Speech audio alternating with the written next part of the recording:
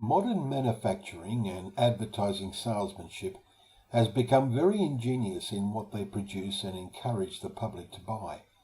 At least that is so in what we call the Western world. Many of these things are far from essential. For example, the expensive things that are promoted to make us smell nice, to create pleasing aromas of various kinds. This thought came to our minds as we read the opening chapter of Paul's second letter to the Corinthians. Paul, after his strictures in his first letter about aspects of their behaviour, has a number of positive and encouraging things to say. He writes in chapter 2 and verse 1, "I made up my mind not to make any painful visit to you." Then he adds in verse 4, "I wrote to you out of much affliction and anguish of heart and with many tears, not to cause you pain, but to let you know the abundant love I have for you."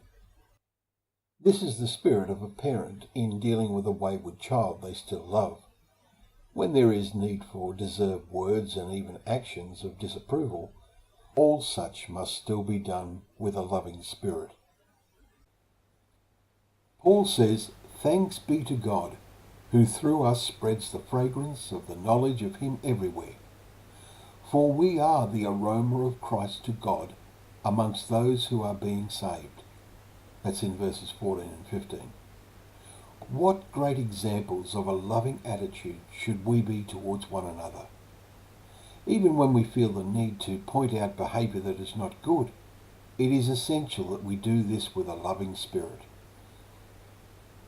But what of others who despise and even sneer at the name of Christ?